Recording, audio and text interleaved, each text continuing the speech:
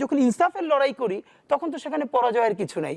আমি বেঁচে থাকলে আমি গাজী হিসেবে লড়বো, আমি মরে গেলে শহীদ হয়ে আল্লাহর কাছে চলে যাব, এই লড়াইটাই। সুতরাং ইনকিলাব মঞ্চ 2-3টে কথা হাজারবার বলেছে, এর একটা আমরা বলি যে আসলে জিতই জীবন নাই, লড়াইটাই জীবনকে আগে নিয়ে যায়, তারপর তোমাদের করণীয় কি। আমি আমার পরিবার এবং আমার ভাই বন্ধুদেরকে ডেকে বলেছি যে আল্লাহ আমাকে নিয়ে গেলে করণীয় কি হবে। বরং আমি আমার পরিবারকে বলেছি যে আমার সন্তানের এখন বয়স 7 মাস, আল্লাহ আমাকে নিয়ে গেলে ওকে যেন ওভাবে প্রস্তুত করা হয় যে এই দখলদারিত্বের বিরুদ্ধে লড়তে হবে।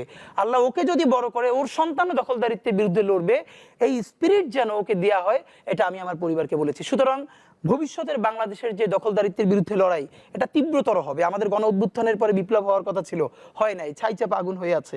সুতরাং আমরা যদি সেই আগুনের মধ্য দিয়ে নতুন ইনসাফের রাষ্ট্র তৈরি করতে না পারি, তাহলে দুটো কাজ হবে। ওই আগুন আমাদেরকে পুড়িয়ে দিবে, মানে বাংলাদেশ, এই জমিন, এখানকার স্বাধীনতা, সার্বভৌমত্ব সবকিছু পুড়িয়ে দিবে।